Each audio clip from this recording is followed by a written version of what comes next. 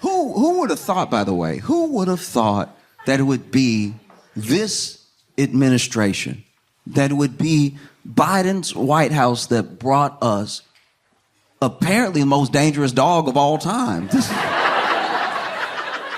If you didn't read the story, basically Biden's dog, named Commander, by the way, that's a Cujo-ass name right there. That Commander, what happened to Skip? Anyway, Biden's dog is on record. They've been keeping a tally for biting people at the White House 24 times.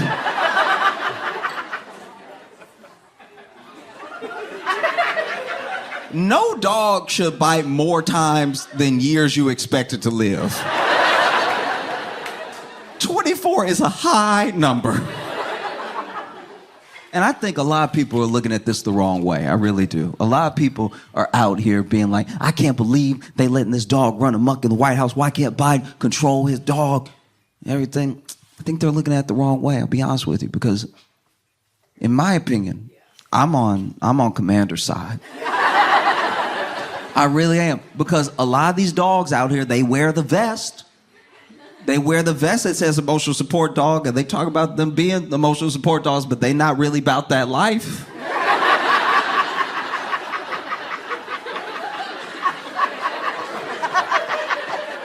Every emotional support dog I've ever seen has been very passive.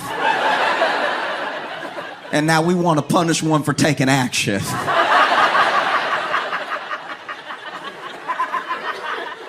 Commander just got good ears. That's all it is. His ears good as hell. Dogs have great ears. Commander hear everything. He in the White House. He hears people. He hears people on the other side of walls, behind doors, talking shifty behind Biden's back. You know how politics can be? And then they walk out into the hallway.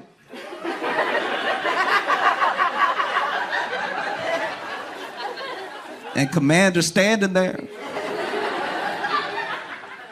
looking at him like, call my daddy old again.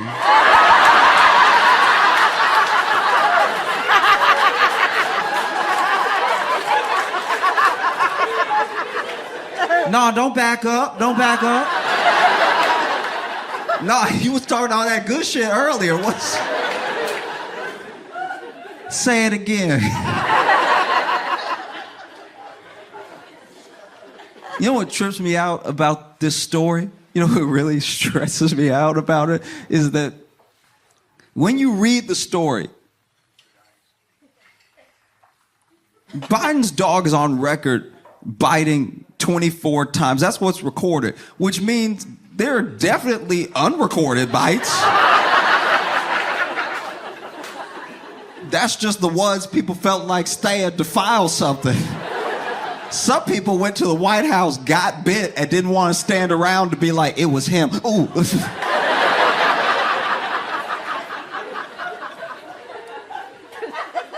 The other thing that really trips me out about this story is that the dog is on record biting 24 times. Never said 24 people.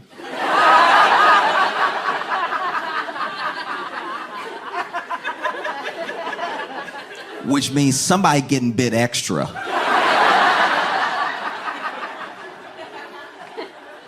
There's a chance this dog has only bitten 5 people.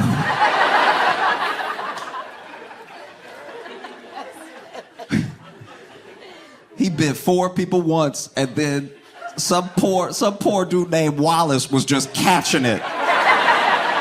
Nonstop, once a week, he knew. He knew that ass was grass. He knew. I'd like to think, I'm sure that for that many bites, that means that Commander bit somebody in at least one of Joe Biden's Zoom backgrounds. Biden on with the Prime Minister or somewhere, you just see somebody in the background going like,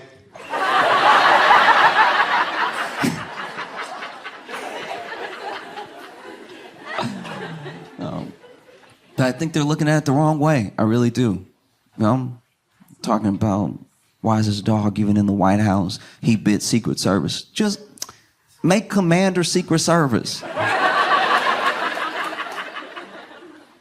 Secret Service is very predictable. I actually worked at the Tonight Show when Obama visited, and so Secret Service was there. And you see them in action. Look, big dudes look very Men in Black. They got the shades, they got the earpiece, everything. They're standing next to the door.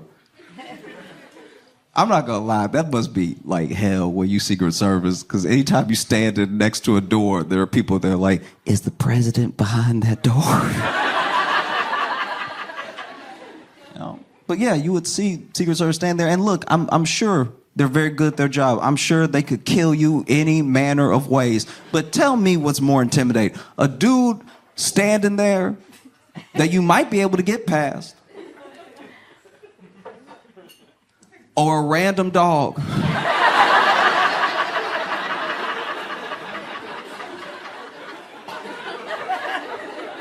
A random dog standing in the hallway that we know bites.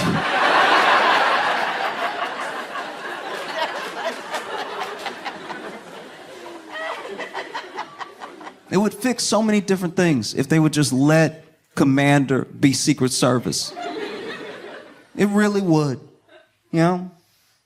Sometimes Biden is giving a speech, and look, please, it's fine.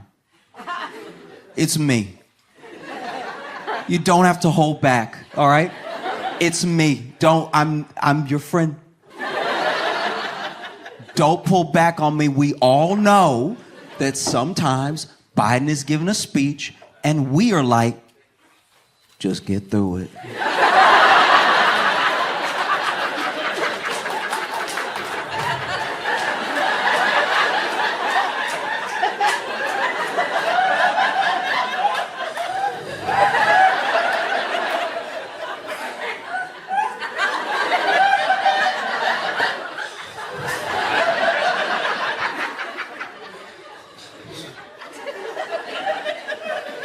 We all know it, It's fine. You don't look, I'm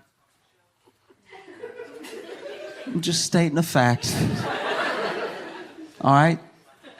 Don't pull back on me. I also voted for the man. Fox News is not here right now. We can all be honest. Sometimes, not every time, not every day, but sometimes Biden is giving a speech and it low-key looked like he having side conversations with death.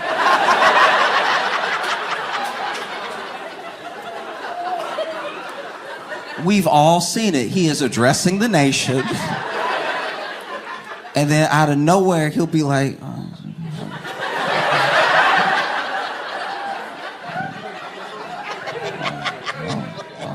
and he cussing death out too. Like he really let death have it. Like, you said you wouldn't take me on a Thursday.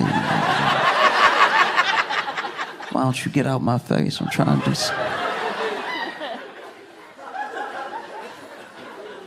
And then he'll turn back to the camera like we didn't see any of that.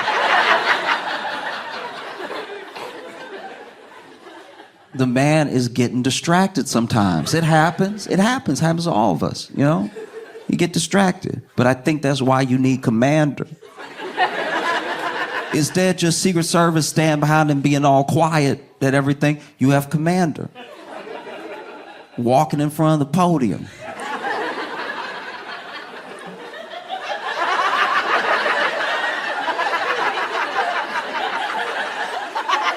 Stalking.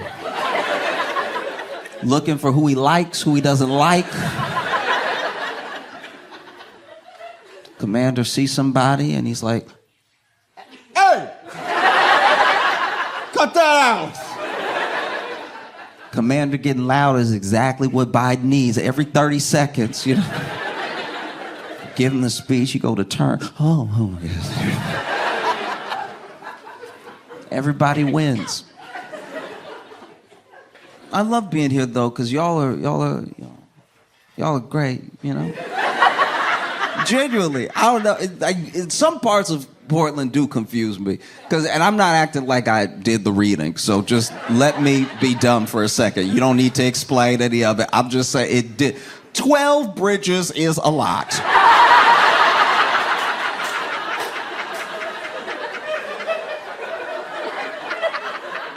At 12 bridges, I don't know if everybody trying to get in or everybody trying to get out, but that's a lot of bridges. That sounds like y'all just let somebody go. Like you just let somebody cook who really like making bridges. Like everywhere you took him, he was like, you know what would be dope right here? Like, don't say it, Steven. Don't say it. No, we put a bridge right here. Oh, it's gonna be lit, and it won't. But there's a bridge right there, Steve. And it's like, yeah, but you're not always over there. Sometimes you over here, and over here doesn't have a bridge. I'm trying to bring people together. You're trying to block blessings. 12 bridges is so much.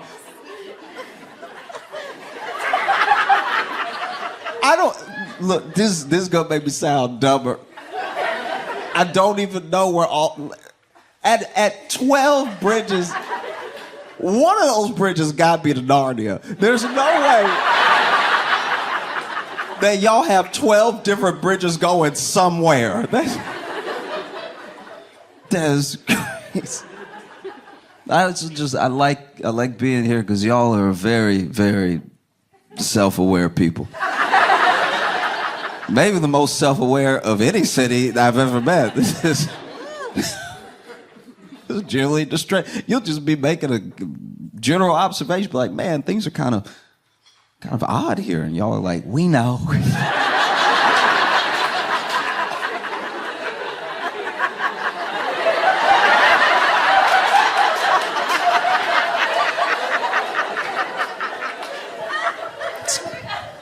We try.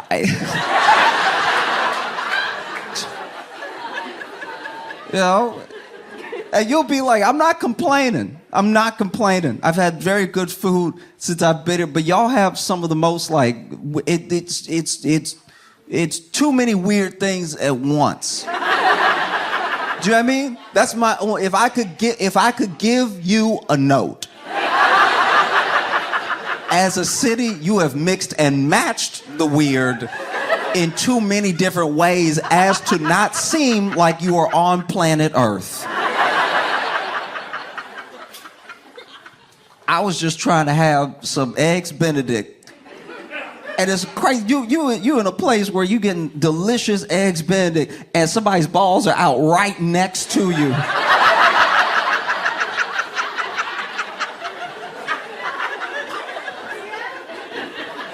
I'm over here,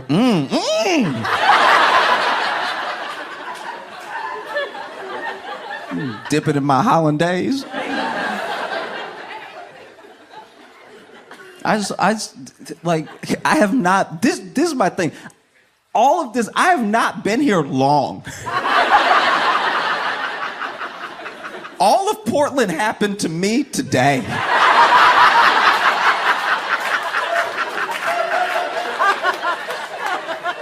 At least New York gives you like a second before someone robs you. They let you get situated, get a little comfortable, let your guard down, then they snatch you. Y'all just come right out the pocket. I met somebody acting crazy as hell. Not even just acting crazy as hell. And that was my Uber driver. That's like, y'all really don't mess around. Y'all want people to know. So, dude, y'all are some of the most creative. I'm just trying to use nice words for it. I saw a dude with a cape wearing a computer monitor. dancing to no music. This man just on the street like, all right.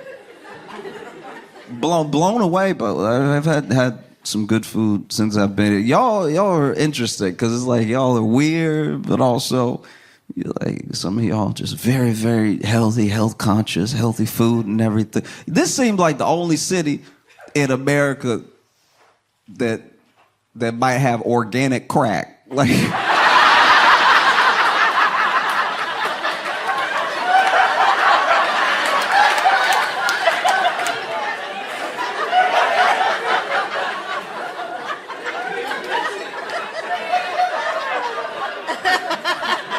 y'all are really doing it all.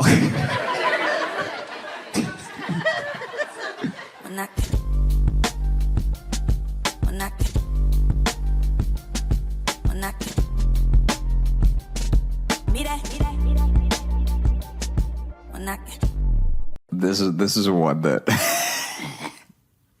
this is one that really hurt to watch.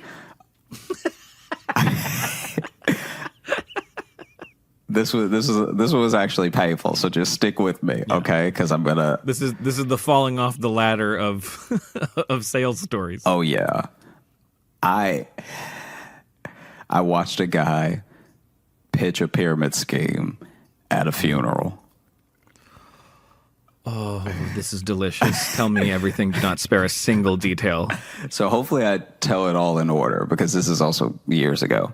But I don't even care if you tell it in order. I just want all of it. I want all the bad from this. So I was at this funeral and this. Are you willing to say whose funeral was it? Like close family member? No, it was not a close family member. I was actually just there for moral support because it wasn't my relative. I was just there to sell something else. I was out there selling hope. You know how it is. Yeah.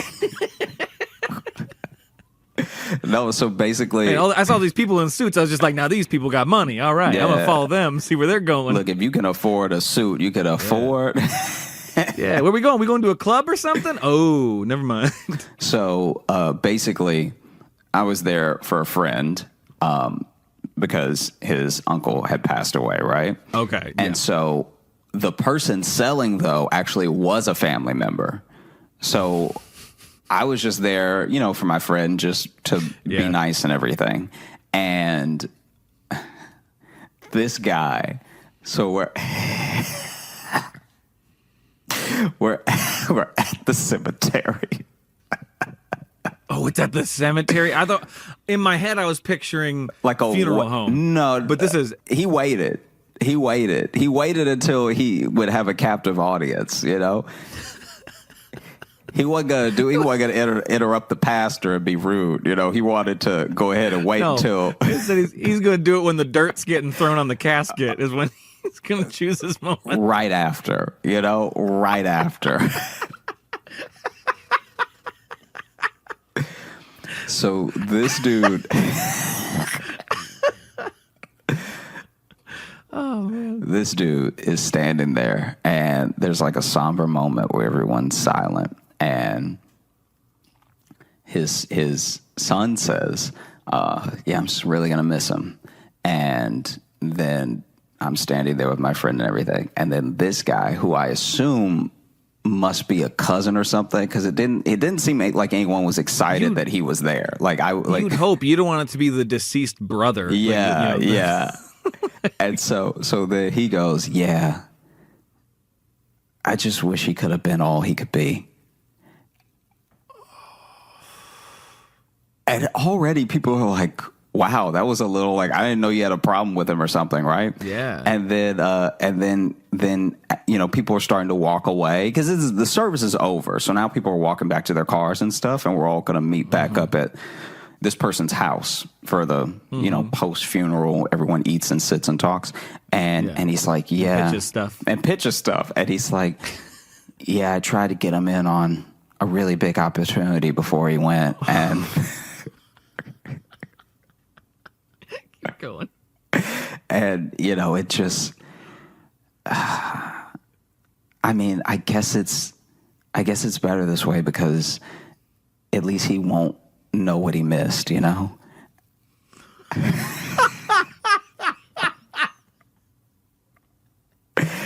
And at this point, this is someone who is either a full-blown monster or really believes in their pyramid scheme.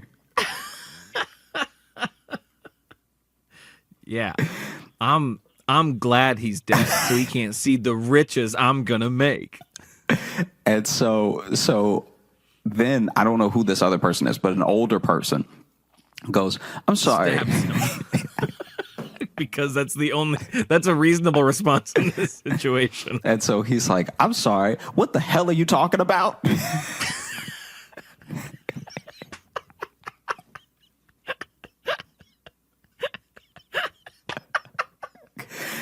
And then this dude in full pitch mode goes, opportunity.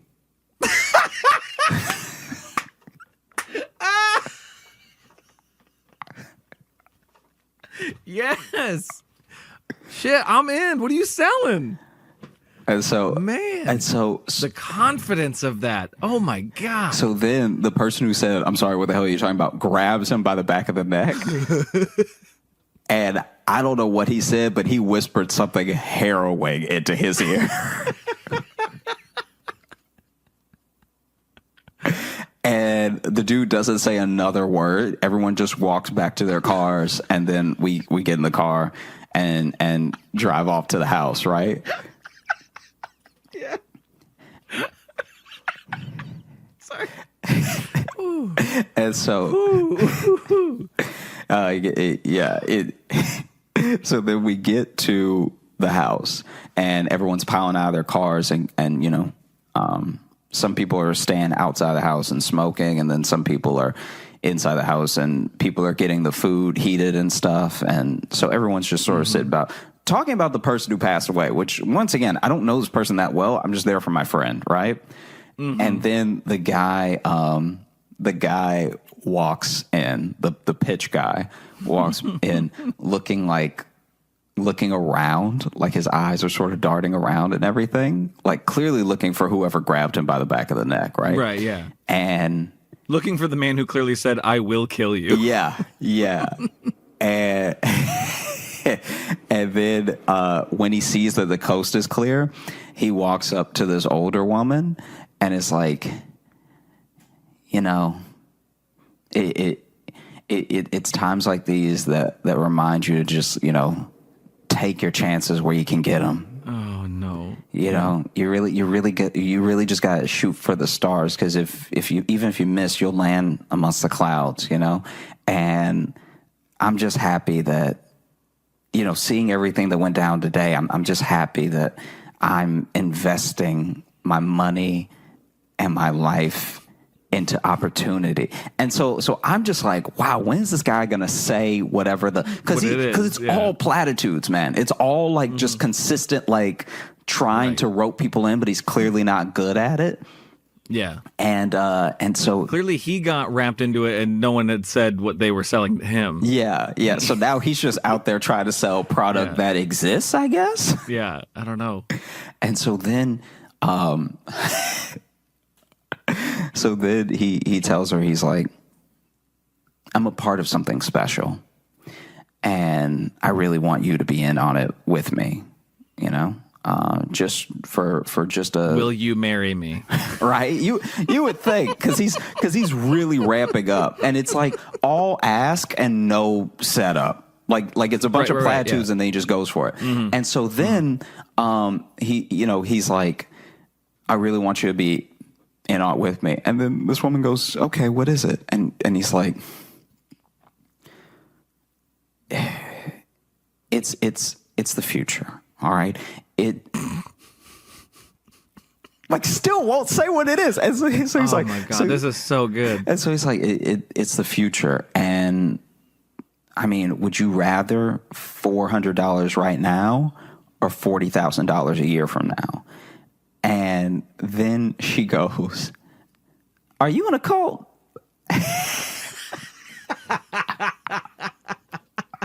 She completely skipped pyramid scheme. I was like, you in a cult? What you talking about? That's great. And so you see his face just drop, and then he just moves on Right. to the next part. This is Right. how bad he is at selling. Is he doesn't even like have a dismount. He literally just stops talking to her and walks over to another person. Yeah. So then I don't see him for a good 30 minutes or an hour or something. Like I'm just mingling with my friend and meeting one other person, and so I'm just talking and stuff, and then I'm actually about to leave when he like resurfaces. I guess he was working the back of the house. Like we stayed in the general like living room area and stuff. And then some people from outside start coming inside. And so I guess he starts trying to work them too. And goes up to this very old man who is clearly like, Next. yeah, like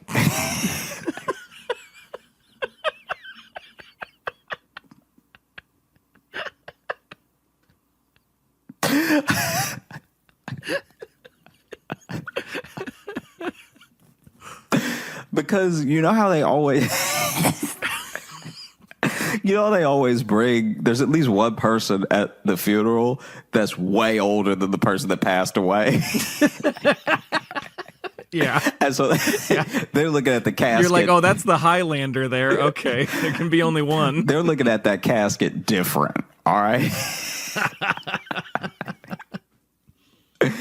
And so he starts talking to this really, really old man who's honestly not even like registering. Like I'm not even, you know, sometimes when people are especially like in their 80s and 90s, they get a little bit vacant, you know? Right. And so he's giving this dude the whole spiel, and this guy's not interrupting him or anything or looking at him quizzically. So he thinks he's on a roll with this older dude, right? Who is clearly somebody's grandpa. Yeah. Or just can't hear him at all. Like the old guy is just like his hearing's gone. Just So then he gives him like a long, classic pyramid scheme speech about like be part of my I think he called them opportunity, my movement, my I think he called them clusters. He's like, if you're in my cluster, my kickback is only 5%. A lot of people in their kickback they have 10. If you're in my glory triangle, you And so then the guy, if you're in my success octagon, you and I can make so much money a year.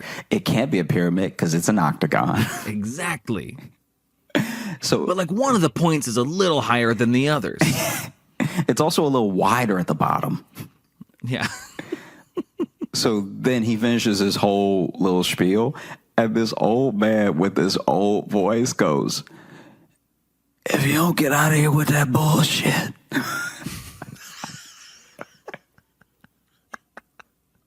And almost right after this old man says, "If you don't get out of here," the guy from before, the guy from like the cemetery, is like screams across the room, screams, "What did I tell you? What did I tell you?" And then walks up to that dude, grabs him in the back of the neck again, and just walks out with him to the backyard, where I am assuming that he beat the hell out of him. Where he is now buried to this day. Wow. Right? Here's the thing. This man is just a social terrorist with what he has done. I do, though, weirdly admire the confidence to show up to a funeral I don't even know if he's close to him or not, but to show up to a funeral and be like, "This is where I'm going to make my nut, man. This is where I'm really going to... This is where I'm going to make a killing." I weirdly admire that horribly misguided confidence. I mean, they already parted with their cousin, was parting with a little bit of money. Yeah. Yeah. Maybe everyone here's got some inheritance now that they can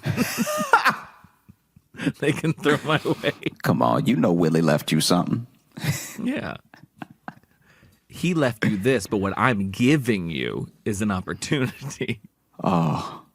That's fucking amazing. That's such a good story. I mean, that's so good. As Ludacris says, Jesus saves and I withdraw.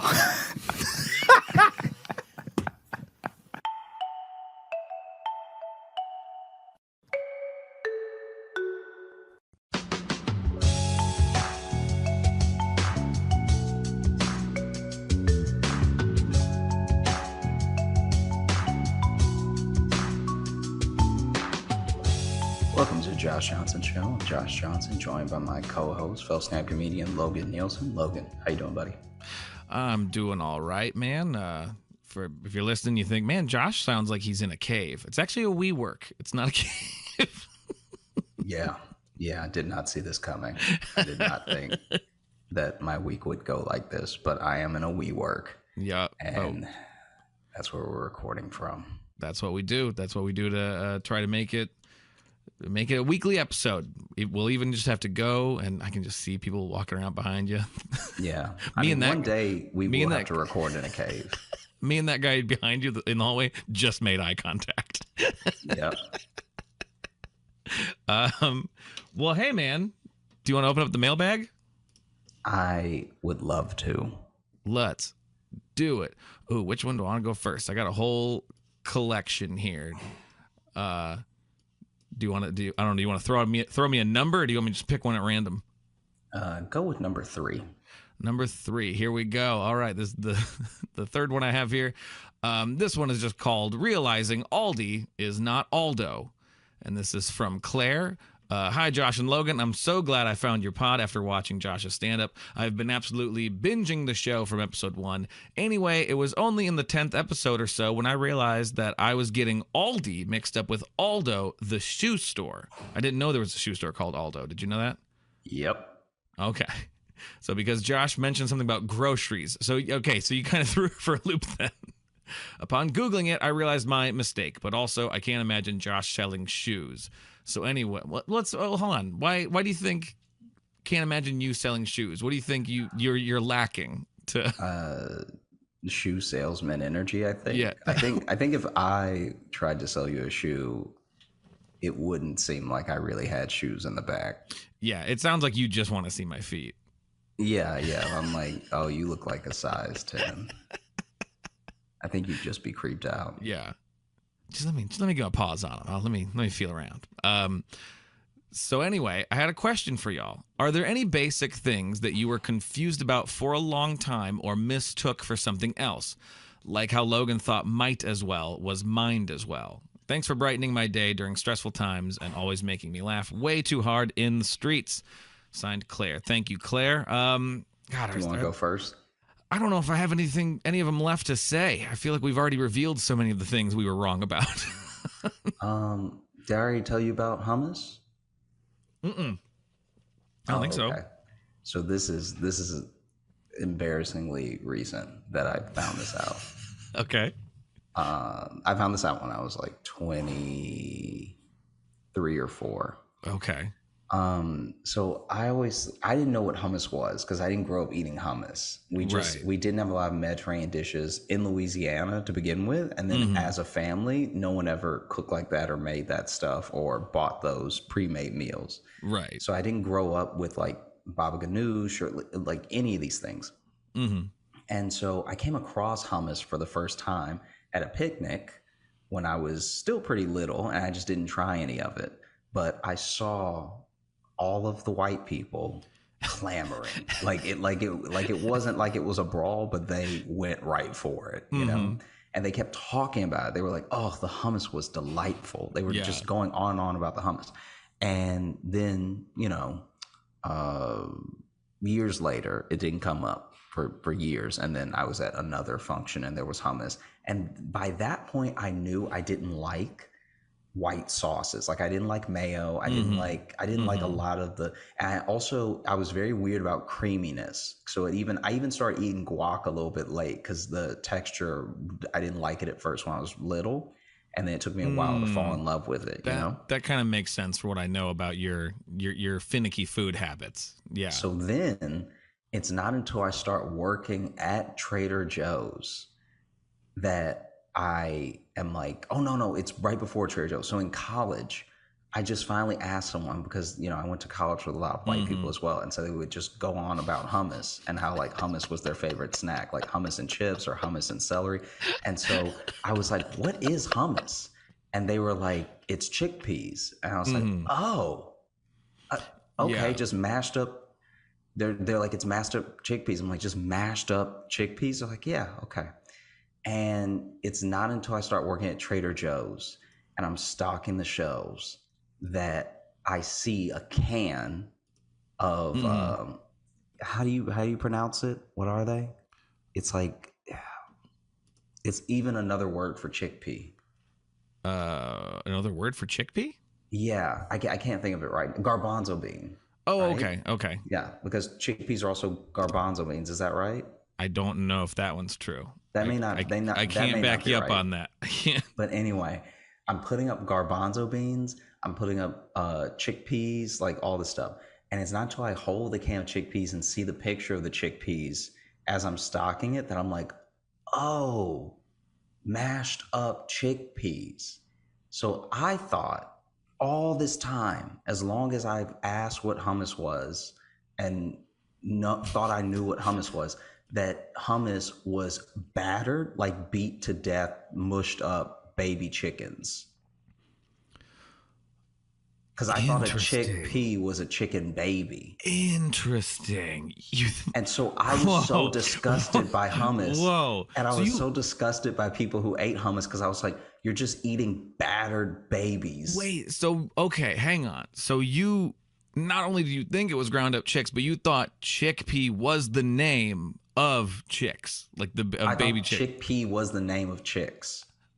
So this was several things. This was a This is so many layers deep of wrong that's why the story was boring at first because I had to take you all the way back to like, okay, here's hummus, then here's chickpeas, Yes. then here's beans, and then because then some hummuses aren't even chickpeas. They're like there's one that's like it's got a different name, but essentially a hummus with a different bean. right, yeah. But yeah, I used to think way too old. Like we're talking 20. I would be at a party and I'd see hummus and I'd be like, why would you? Wow. And I didn't even try it until I found out it was mashed up beans. Well, and listen, to throw And myself it out has there. the same thing as pate. It has the same look as pate. Ooh, pate. He had to from get afar. all, he had to go all high class on me about pate now all of a sudden. Now, but isn't pate mashed up chicken? I That's think actually so. mashed up Yes. chicken, right? I think so. It's mashed So up. I also thought that it was mashed up babies because of pate. So I was sure people were out here eating dead bird baby and loving it and bragging about it. And so I was like, man, people are gross. This is crazy. Yeah, it's like poultry caviar, kind of, if you think about it. That's exactly what I thought it was. I thought it was like chicken caviar, which I'm sure is a thing that people love that are rich. I think that's just scrambled eggs. No. I think that's what chicken caviar is. It's just scrambled eggs. No. I'm talking about some bougie. We made the chicken think it was gonna have a wonderful life, and then we stole the dreams out of it. Yeah. Well, I will say, I had one during the telling of that story because I did not know chickpeas and garbanzo beans were the same thing. I didn't know that. I thought they were totally different because I never even really put it together that chickpea was a bean. Makes sense. It's a pea. That pea is a type of bean, basically. So I just had one during that story. Yeah. But you also reminded me of a different one of that type of food, I remember. Because I was thinking back, I'm like, oh yeah, what did I think of hummus? Because I didn't know what it was for a long time either, because we just didn't have it, growing up in, rural Midwest. So kind of come from the same place. But I remember at a time when there was, it was actually at film school, and it was like a dinner for this like one of the school film festivals that I had to film in, and we won an award, no big deal. But was there, and I remember they had food there, and it was like like hummus, and they also had falafel there. And I realized in that moment I'd never actually had falafel before. Because when I bit into it, I really was kind of expecting, because you know how they look like they're little brown balls, I really, in my head, when I was about to bite it, I was preparing to basically be tasting like a hush puppy from Long John Silver's. Yeah, it's just a Greek hush puppy. Yeah, but wildly different flavor combinations. So I remember I bit into it and was shocked.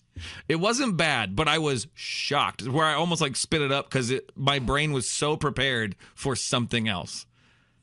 So, And I don't think it's gross. I like it. It was just when you're not prepared, when you're thinking it tastes like something entirely different. so when I was in it had to be like the second grade, we were having lunch and a kid thought that his mom packed him orange juice, and she had packed him a chocolate milk, but it was in a little thermos to keep it cool. Mm-hmm. And so he opens up his icebox and he goes to drink it, and he almost chokes on it, not just because it's the opposite of what he could imagine. Because if you're Yeah. thinking, if you've prepared your mouth, if your brain has told your mouth, hey, we're about to witness the tanginess of orange juice, all right? Yeah. And the particular orange juice that you drink at home, right? So we're talking about, hey, maybe you're an Ocean Spray kid. Maybe you know, That's true. you're a Sunny D child, you know? Yeah. But this kid goes to take a drink and almost chokes because not only is chocolate milk hitting his mouth and he's confused, but he also choked because he went to say what while he was drinking. So he goes to take a sip. We're talking at the table, and then we just hear him say what, like he's at the bottom of a lake.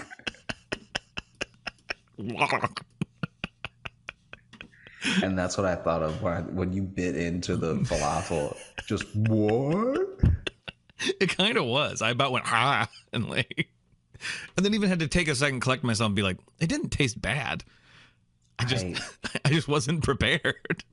I remember I once had liver at a restaurant they had this weird thing where instead of just one big entree, they would give you two things that could be considered an entree, but they give you smaller portions, and then they give you a bigger side and then a dessert. So it's almost like you're showing up to this restaurant to get a TV dinner, you know? Because the portions, I appreciate the portions because they were manageable. It actually felt like a European restaurant because not only were they cooking very well, but you left feeling full without feeling sick and cleaning your plate at the same time. Big, yeah. Like a lot of times in America, if you stop when you're full, you look like you've wasted a dinner. Oh, for sure. Especially You like know? in the Midwest. I told somebody about that, of just like food portions here are just like, even if you order something healthy, the salad's coming out in a wheelbarrow. Like it's not. Actually, I might have said that on the Exactly. show. Maybe I'll cut that out. I may have said that on our very show. But basically, I got like a liver and something else, and it was finally time to taste the liver, and I didn't even close my mouth. I cut a piece, I put it on my tongue, it hit my tongue, and I was like, oh. And I let it fall right out of my mouth. Yeah, it's upsetting, especially when you have an experience like that at a restaurant, because then you want to also make sure you're not making a show of it, but also get it out of my mouth. Speaking of experiences at restaurants, you ready for this next email? Oh yeah. It'll make sense. But this is from Anna. I believe this is our old friend Elsa Anna, because they mentioned Sweden here. So from Elsa, hey guys, love your show. It lifts me up on rainy days. I can relate to Josh's friend. She is a trooper. The friend she is referencing is the friend from episode 99 who went on the date with the ventriloquist. Yeah. So she is relating to this friend. Long story short, I was on a date with this gentleman, well-dressed, polite, and attentive. But pretty quick during dinner, at a nice place, he brings up his fascination for feet. Oh God.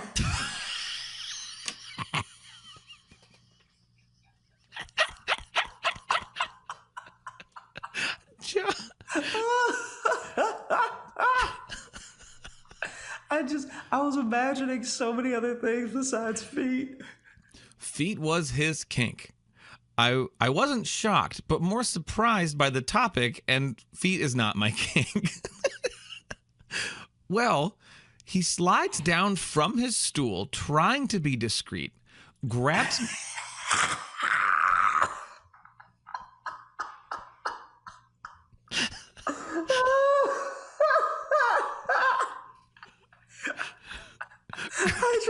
I watch you. We should do a reading. We should do a reading of you reading erotica half a sentence at a time.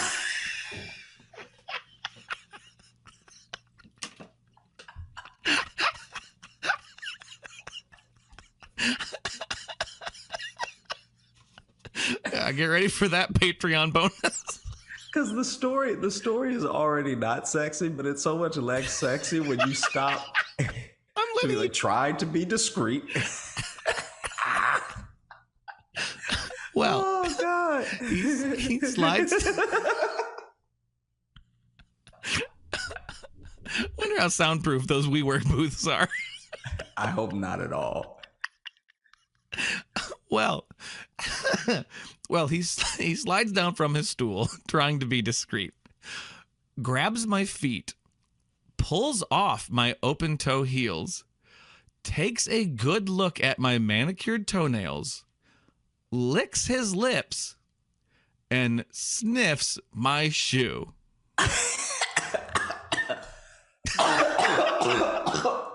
Jesus Christ.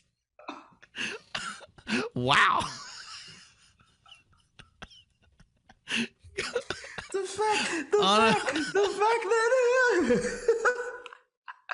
fact that he was holding her foot, and then you could just see it, like in a movie, it would be like he was about to go sniff her foot, and then just completely ignores her foot to sniff the shoe. Yes. Yeah. He licked his lip at the at the foot, but then just puts it over his mouth like Dennis Hopper in Blue Velvet. You know?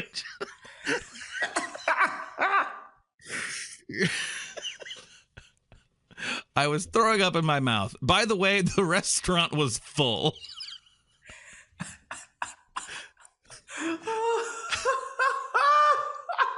Take care. He had to say excuse me to somebody he went on a date with to get down. Oh. And get at that foot. Take care. He probably tripped somebody while he was down there sniffing. Yeah, tripped, just knocked over a server. Take care and stay cool. Love, Anna. A show in Sweden coming up? Question mark. Man, that'd be awesome. We'll keep you posted. But just know, Anna, you've now turned Josh into a person who laughs like a crazy person at an office on his own show. This is the wildest thing about all this is I told that story. The ventriloquist story? The ventriloquist story when I was in Amsterdam. And the audience was so much more concerned than they were laughing. Like they found it kind of funny, but they were mostly like, what happened to her? Like, did he kill her? Yeah. What's the punchline? She's missing now? Yeah, what's going on? Yeah. Oh God. I just the boldness too. To finally bring it up, just be like, feet is my kinks.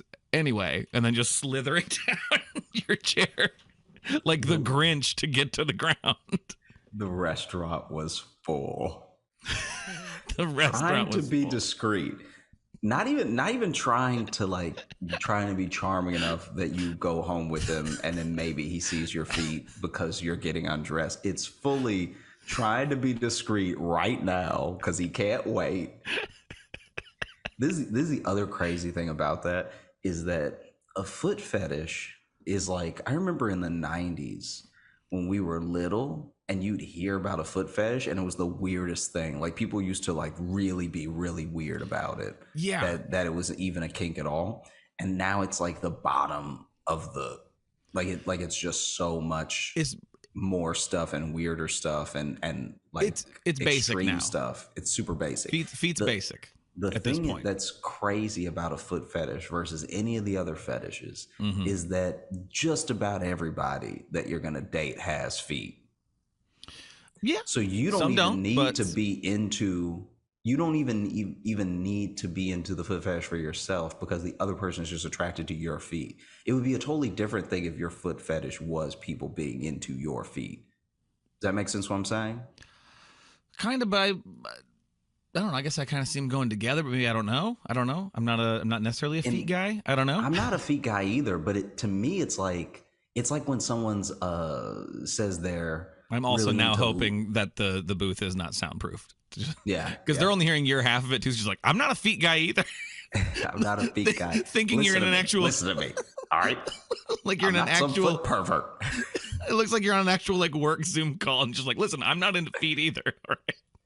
The thing is, I guess this is what I'm trying to say, is that the same way that someone might be like, oh, I'm always so attracted to someone with great legs, right? Sure. Yeah. The person that they're attracted to who has great legs, it may not be their thing to have people want them for their legs. See what I'm saying? Okay. I guess I see what you're saying. Like no matter what your kink is, you also gotta do something for their kink then. And that's where I'm like, it seems, especially if you're not a lunatic like this guy, it seems like feet would be one of the more accessible fetishes because lots of people have feet. If you're into something extreme, people don't just walk around with balls and chains on them, but people got feet to get around. Sure. You know, and I feel like that's why it's broken through so much so that Anna wasn't even that phased. She was more phased by the fact that he was like, I'm really into feet and I have to have yours right now. Yes. Yeah. No, that's fair. That's fair. Yeah. I was like, oh, you bring it up like, oh, okay, fine. But then it's like to then say it and then, I don't know, start drooling. Yeah, I'm into uncomfortable feet. Are you uncomfortable right now? Yeah. Okay. That's the thing. He's not even really into feet. He's just really into social faux pas. That's what he's into. Yeah. He's just really into making people uncomfortable. Good Lord. Because how would you even explain it if the food came? Would Yeah. you be like, oh, I'm sorry, my wallet fell in her shoe? And I'm gonna really need a follow-up email on this of just because now I really want to know. I really want to know how Anna reacted. I want to know what your reaction was in that moment because it kind of just ends with what he did. What did you do? Also, what did he really expect another date after that, or did you go on another date after This thing that? I want to know. Did you just be like, oh, okay, and then I'll just get to the date, or were you like, no, nope, goodbye, sir? Imagine in a full restaurant making your date that uncomfortable, but then being so charming for the rest of the date that you win it back. That'd be an epic tale. Exactly. So I think I think you undersold yourself as the main character of this story, Anna, because I only have questions about you and what you thought and how you reacted. Oh, let's see. Why don't you go ahead and I don't know, pick a number again, or let's go. So you've chosen number 3 already. Number 2. Number 2. Okay, this one is called No Gods, No Kings, Just Piss, which I believe was something I said in an episode. And the dangers of dressing in the dark. This is from Kiki. Hello, Squeaks and Toontown. I got a chance to teach at a prestigious university that was an hour away. I was so excited I signed the contract without realizing that the class was going at 7 a.m. Who the hell wants a 7 a.m. class anyways? I never did. Needless to say, I sucked it up and got up at 5 a.m. every morning to get my classy ass up there. So I was dressing in the dark on the regs not to wake up my family. Sometimes this would result in me having just one earring in, or maybe poorly applied eyeliner. One day that topped the charts was when I got my dress on and grabbed the belt that went with it and hopped onto the highway.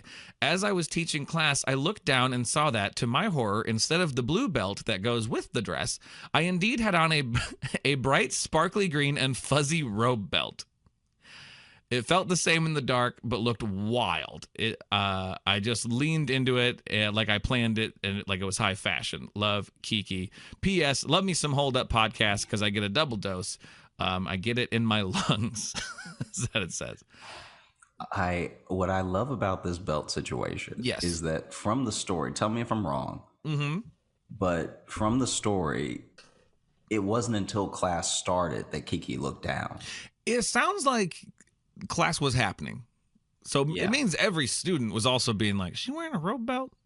Yeah. What I would That really looks like a want to robe see, belt.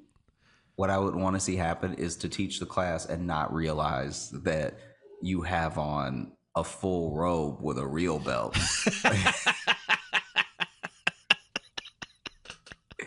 And I don't know what Kiki's teaching, but you just fully in the middle of the lesson, and then you realize that you're a little hot in this. This is like a little stuffy, and then you look at your collar and you're like, oh no, Oh my God, my shirt is soft as hell. What I put on? yeah, Sparkly green and fuzzy robe belt. It's like, there's very little that could go with, You try to think like, oh, but did you get away with it? No, everyone saw that the second they walked in. If you had a sparkly green robe belt on. Especially like, does a sparkly green robe belt have a buckle on it? Like this is one of those things where I'm trying to put my mind in the same place as someone who's getting ready in the dark. They say it felt the same in the dark, but I'm trying to think of what then belt would go with the dress. I guess there can be like just kind of quick. Yeah, you can just put They have little belt sash around. ones kind of like that. Yeah, but for me, here's the thing. If it felt the same in the dark, you either have some very comfy regular belts or you got a terribly made robe belt. It felt the same. Yeah.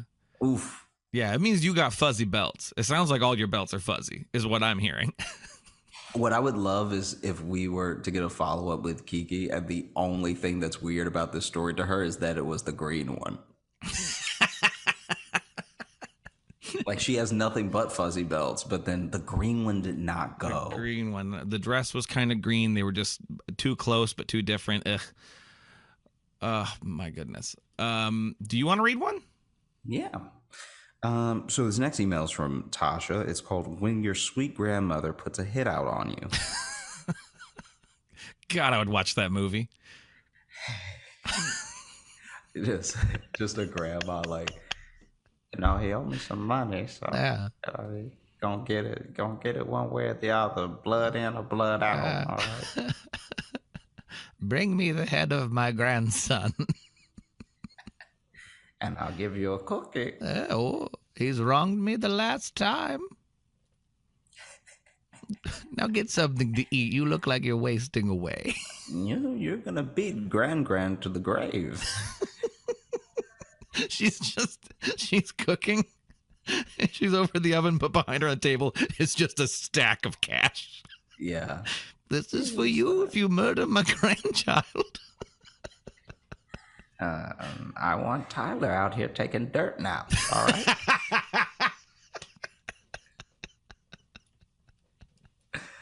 All right. My gift load better be a little lighter come this Christmas. I want to save $5 that I put in the cards. Now you go out there and do your work, and don't look at that. Becoming Bane. Do you feel in control? Grandma, your shoulders. I was born in the dark. All right, go ahead. Yeah, I was born before light.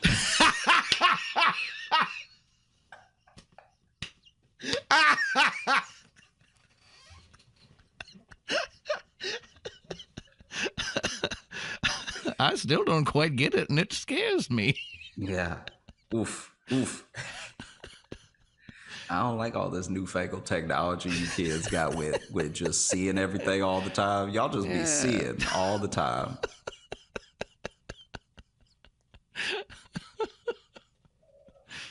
Good knees. I don't like any of it. I don't care for it.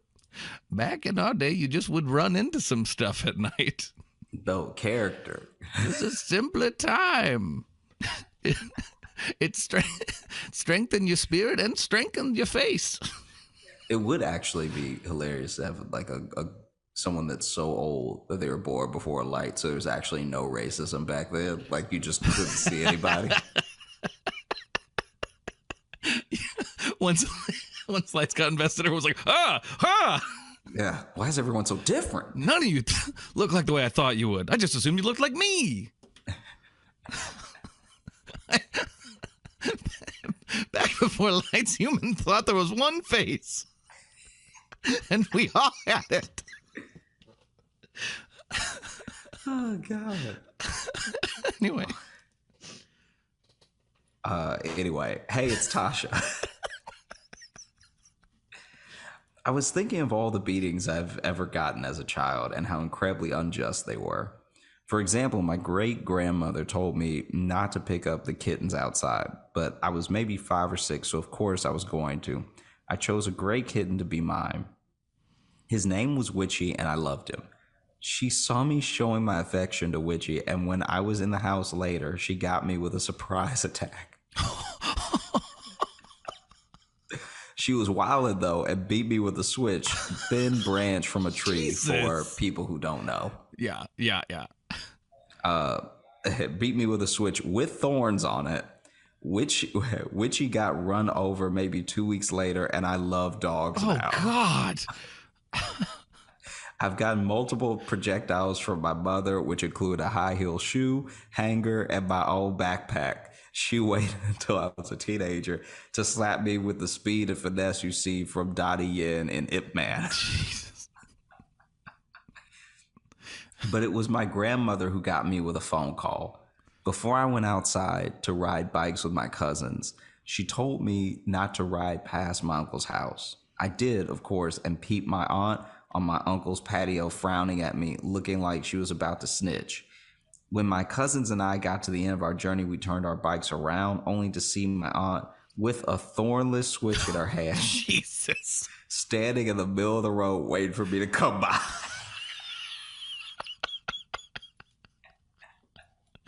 Oh. She was like one of those enemies you see on the map in a JRPG. Where you can choose to engage or not. While my cousins easily avoid her, I knew that me getting got that day was inevitable. So in defeat, I rolled by her slowly like it was a car wash, except I was getting lathered in pain and rinsed myself in tears.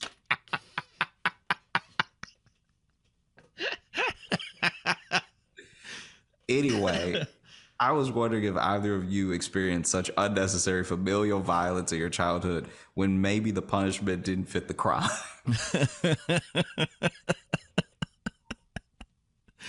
Man, that is genuinely a hit getting put out on you of just like, hey, they're gonna be riding back. Go get them. Yeah. Oh man. And to anyone who's maybe like, it's like, we get it. Not everyone had the same type upbringings. I had, not similar, didn't get switches. Although we did have, outside my grandma's house too, they had like a weeping willow tree. So I think it had been used on me before, but it wasn't like a common occurrence. But because they did that too, that's how my mom would talk about all the time. They'd have to go pick their own switch for it. So like very old timey upbringing. Also, picking your own switch is one of those things that's just psychological terror. It's just one of those things, like, because then you bring back a flimsy one, and they always go pick another one, and now they're more angry. Yeah, it's like, no matter how you feel about a spanking or whatever, I think everyone can agree of just being like, yeah, that's a bit much. That's to make them pick it is a bit much. But no, I can say I can say this as me now. I didn't get that many spankings. I know the ones I got, I probably deserved. I can say that. That the ones I got were kind of like, yeah. Yeah. This is like you won't see it or anything, but I remember one time. This was not my family. This is like I was hanging out with some other kids, and their dad, like rolled by, and like on foot. So he walked up to us, and there's some familial thing that I knew nothing about that had gone down, where basically my friend had lied to his dad that he didn't do something he definitely did. Okay. Right? Yeah. But now his dad had evidence, so he sees us playing in the neighborhood and gives him one more chance to like, hey, before when you said, and it was like, I can't remember if he had stole something or whatever, Right. but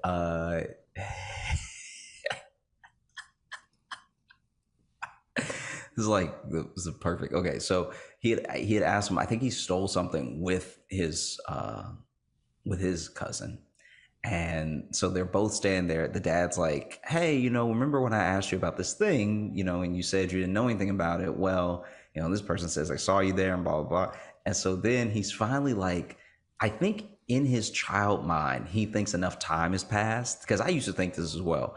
When enough time has passed after a bad thing has happened, in your mind, you're like, they can't be that mad because it didn't just Right. happen. This is very old. Yeah. So I don't know how old it was, but it was old enough for him to finally just be honest, or maybe he just knew that too much evidence was mounted against him now, Yeah.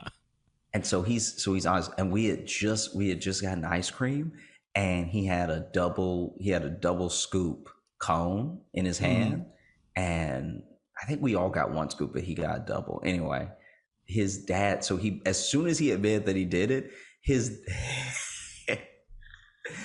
dad slapped the ice cream cone out of his hand sideways, fast enough for it to hit his cousin in the face. That's a good 2 for the price of 1 move there. Yeah. And his dad just took off, but he was so frozen from how fast it happened. He was just holding air like it was still the ice cream cone. And I was like, oh, yeah, that seems like you shouldn't have lied to that dude. Yeah. I don't know what you stole, but now you don't have any ice cream. And his dad just left after that. He is And now then, taken from you. Yeah, now he's kind of just like, oh man, how does yours taste? I was like, tastes like mine. I don't know what to tell you. Oh man. This next one here, this is from Natalie, and it is called Hi Again. Hi again, Josh and Logan. I'm Natalie. I wrote in last year to say hi and ask some silly questions. I'm the one from the Mary John Blythe episode whose question made you start talking about Power Rangers, which I think we've done more than once, but because we're men in our 30s. I wanted to write again because something happened fairly recently that I thought you would find funny. I'm genderqueer, and recently I briefly considered changing my name. I was seriously considering calling myself Neo after the character from The Matrix because it's one of my favorite movies and has also been confirmed by the directors as a trans allegory. The funny part is, when I told my dad what I was thinking about, his main objection was that Neo is super badass, and by most standards, I'm definitely not.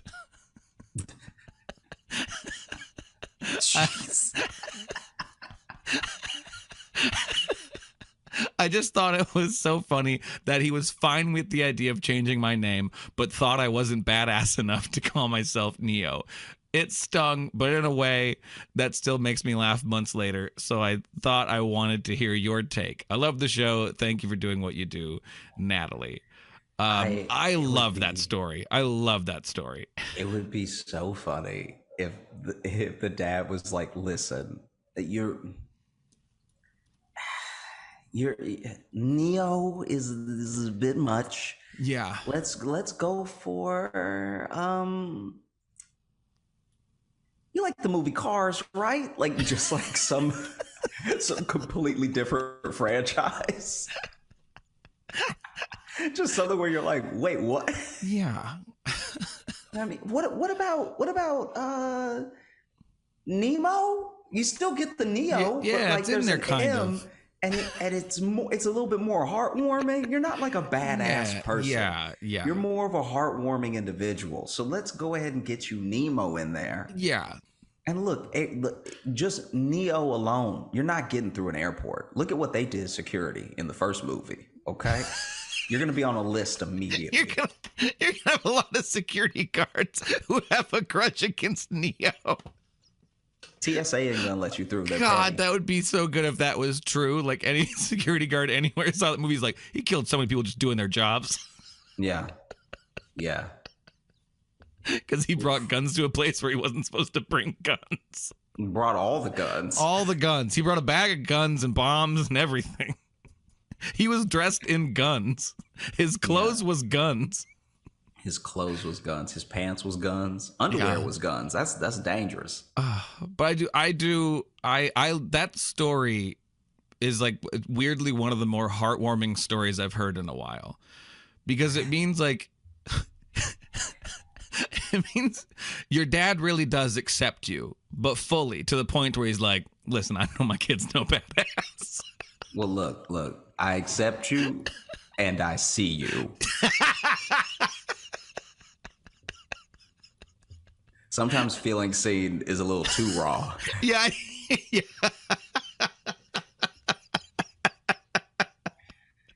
know?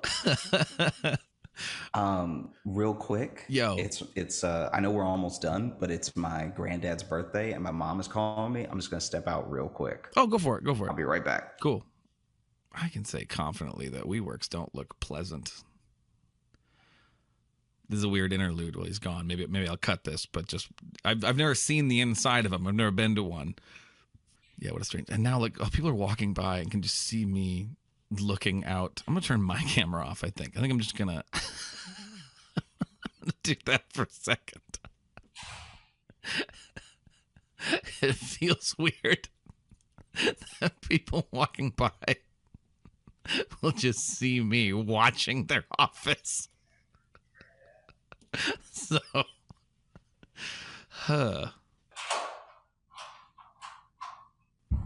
Cool. This one is from Melissa, and the title is called Spiritual Life Tent. So, hey, Josh and Logan. I wanted to recount a story for y'all that happened to my friend Jacob in college. Jacob and I both went to American University, where there's an interfaith chapel known as K Spiritual Life Center. All you need to know about K is, one, it is unequivocally a building. It's a bona fide building. All right. When it comes to being stacked on top of each other, building looking, it's building. It's got walls. It's got a ceiling. This is a building ass building. Okay. And two, I have never heard of anything notable going down at said building. Okay. So not only is it a building, seems to be not the place to be. I mean, it's a punk ass building. It sounds like it sounds like it's barely a building, to be honest. Mm-hmm. Not even doing building things. Yeah, I mean, if it's not doing building things, you basically a cave. Oh, fat ass cave. Oh, wannabe building. Fake ass building. I got 2 degrees at this school and only ever entered this building maybe twice. Well, one day, some lady approaches Jacob on the quad and says, "Excuse me, can you point me toward the K Spiritual Life Tent?" To which Jacob responded, well, the K Spiritual Life Center is right over there. The lady said, "Oh, so that's where it all went down." She starts heading in that... She starts heading in that direction and says, "Thanks, sweet cheeks," just to top it off, I guess. Jacob and I graduated without ever knowing who this lady was or what she thinks went down at said Spiritual Life Tent, but I hope she found what she was looking for. As always, thanks for the laughs and for giving me something to look forward to listening to every week. Y'all are the best. Thanks, sweet cheeks. Melissa. She wrote the saying, "Thanks, sweet cheeks" part. Wow. Yeah, Wow. let's just go through again the moments that happened here. So the person shows up asking, "Excuse me, can you point me toward this K spiritual life tent?" Which, frankly, spiritual life tent is actually a great phrase because it sounds like it could be something, but if you think about it at all, it sounds like nothing. Mm-hmm. You know, because at best it kind of sounds like, you know, like some sort of traveling preacher situation. Yeah. You Yeah. know, I think that anyone who's like, oh, that's where it all went down and doesn't clue you in is a bit of a monster. Like you Yeah. can't just do that to someone and then go about your day. Yeah. Oh, so that's where it all went down. That's where the incident occurred. Don't act like we're all in the same Netflix doc with you. Yeah. Okay? I don't have the backstory. You need to tell me what it is that and what it is that went down and what it Yeah. Because help me. Because frankly, the best case scenario, and this is a very unlikely best case scenario, the best case scenario is that this person who said, "Oh, that's where it all went down," they are trying to correct the mistakes of an alternate timeline.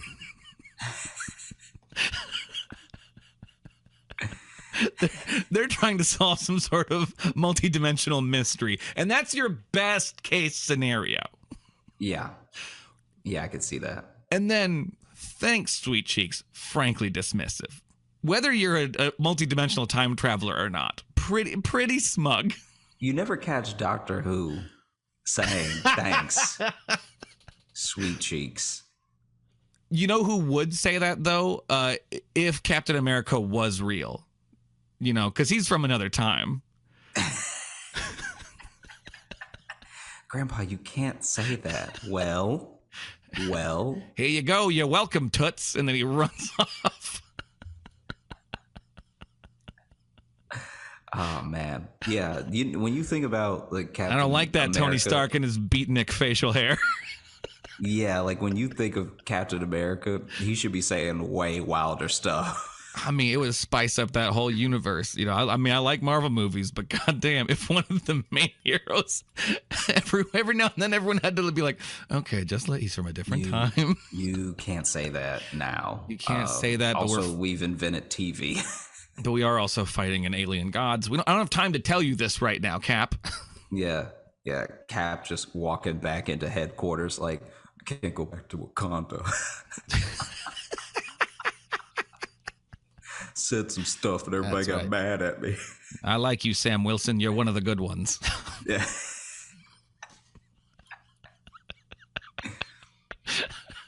Why is it every time I talk, people say, what's that supposed to mean? The future's stupid. No one gets what I'm saying. You know what I mean? Acting like I'm the bad guy. How can I be bad? Listen, I'm Captain America. America's never done anything bad. Done anything bad. Listen, I was ready to punch Hitler and then boom, I'm here. So like, I'm not a bad guy. I literally punched Hitler in the face. I punched think that gives Hitler. me a couple passes. Are you kidding me? You can't say anything anymore. We were all equally mad at Thanos. Everyone just kept being mad at me for making it about it being purple. Like everyone. But like they wanted to kill him too. It would be a very specific argument to be like, Thanos kills half your family, and you're like, see these purple mother. Ooh, whoa! Wait, we need to not. Come on. Guys, he killed half the universe. I think you get a no. We're meeting so many aliens now, so like it's hard to know. Let's just and not all the purple aliens are the same as they're Thanos. not. You just So let's. You don't really. Well, you know, Vision we made in that pod there. He's not going to heaven. Okay, all right.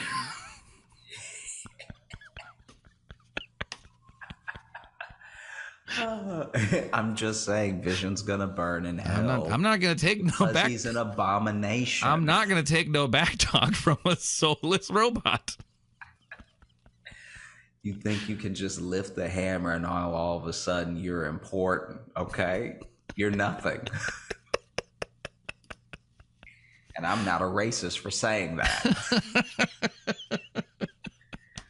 I really hope these walls are paper thin. I'm not into feet. I'm not a feet guy, and I'm not racist for saying that. You're gonna leave. I don't know. Is there a front desk at WeWork? Do you have somewhere where you check in? Yeah, there is. But Okay. Not you don't have to check out. So I'm already in. So Okay, they well, make that's the good. mistake. I was gonna say if you walk by, then let's just be like, hey, by the way, you can't come back. Give us back the card. Give us back the card. We don't we don't condone whatever it is you do here. I don't know what kind of perverted racism you were engaged in. I don't know. It's sort of whatever racist kink podcast you're doing in there. I really don't like it. I don't like it, and we don't want you to record it here. And the eighth of it that we heard was disgusting. Yeah. So what was that last one you wanted? I'll go one more. This is another one. This is from our buddy D, and this one's titled "Early Hunneds." He's got some notes on not notes, but questions or follow-ups on some of our episodes after episode 100. So, dear Logan and Josh too, I guess. Wow, D really creating a ranking there. I had some thoughts about the last few episodes. I'm going to try to go through them rapid fire. Episode 100, Logan, quote, nice thick gravy is a better nickname than Squeaks. I'd shorten it to just gravy or maybe grave to sound more street. Yeah, I don't, is gravy better though? I don't know. Logan, I mean, I guess you hated Squeak so much, every word is better than Squeak. That's true. I didn't like Squeaks very much. It's grown on me a little bit, but although now that I say, when you put all three of them together, Logan, Gravy, Nielsen, I do like that quite a bit actually. But only just gravy by itself, not really. But Logan, Gravy, Nielsen, I'm kind of into. So, dear Toontowns and Logan, Gravy, Nielsen. Josh is just shaking his head. Episode 102. Your soda store idea reminded me of the frozen yogurt shops where you load up your own bowl with as much yogurt and toppings as you can handle and then pay by the weight. I think Lil Joshy's soda fountain sounds like yet another cash cow just waiting to be milked. We do have like a lot of franchises we're ready to start with this show, whether it's restaurants or summer camps, whatever it is. A lot of useful IP. A lot of untapped potential here. Hit me up when you're looking for investors. I want a cherry root beer flavor named after me. Okay, done. That's what we'll give to our angel investors there. Episode 103, Scare B&B, was a fire pun, and I think Josh only acts like he dislikes Logan's puns. Deep down, he knows how happy it makes Logan to see him annoyed, and he's being a good friend. That's real love, my guy. Yeah, I like that interpretation, that Josh, he gives a bad reaction because he loves me too much. Well, that's not what it is, so. See, but that's exactly what you'd say in the character because you're just trying to make me feel good. I like this. We'll go with this, and Josh seems to like it too. It seems to be what his intention is, and we found it out, right, Josh? You just love me so much that you. It's not really that at all. You like the puns, and you like me more. No, but you should probably not say that. Okay, that is real love. Also, during Josh's story about hanging out with the old lady and going to CVS, I kept waiting for her to tell Josh, "Ain't nobody been to the moon. That's a scam."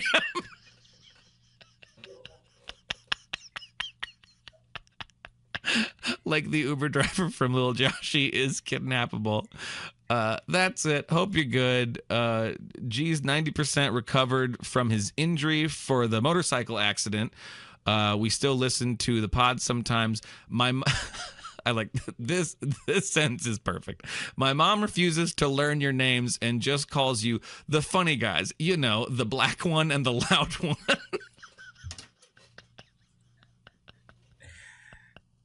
That's amazing. Wow. Peace, D. Thank you for that, D. The refuses is refuses is interesting. Refuses to learn our names is an interesting twist. Knowing that by now you probably should know them, and then refusing is a real boss move. Yeah, the black one and the loud one. I do think if we ever change the name of this show, I think we found it. Yeah, 100%. Easily. The black one and the loud one. The black one and the loud one is probably the best name that we could come up with if we had all the time in the world. I think so. Well, it honestly too. We're not selling. We're not short selling anyone. That you're at least gonna get that. There's gonna be a black guy and a guy that's too loud. There will be one of each. Well, it's probably a good place to wrap it up, huh? Close up the mailbag. Yeah. Thank you so much for listening to the Josh Johnson Show. We had a great time recording. I hope you had a great time listening. I know that a WeWork is not ideal, and if it's up to me, this will never happen again. If you're looking to catch up with us on any of the socials, you can find me at Josh Johnson Comedy on Instagram, at Josh Johnson on Twitter, Josh J Comedy on Facebook, and Josh Johnson Comedy on TikTok and YouTube, where we're going to be posting clips of the show. And if you're looking for Logan, You can follow me on Instagram at Logan M. Nielsen. And if you want to get into the mailbag, like all of those wonderful people that we just read messages from, you can email us, joshjohnsonshow@gmail.com. You can also leave us 5-star reviews on Apple Podcasts. We like to read those too, and it helps the show, help us get a little more visibility. And I don't know if you feel like you've listened to the show a bunch and I just want some more. Why don't these guys have more content? Well, we do. It's over on Patreon, patreon.com/Josh Johnson Show. We have other podcasts there and video stuff. And we post videos of the live virtual shows that we're doing, which we'll probably be having one coming up soon. so until next time, Yeah. everybody, have a great weekend, and don't record at a WeWork.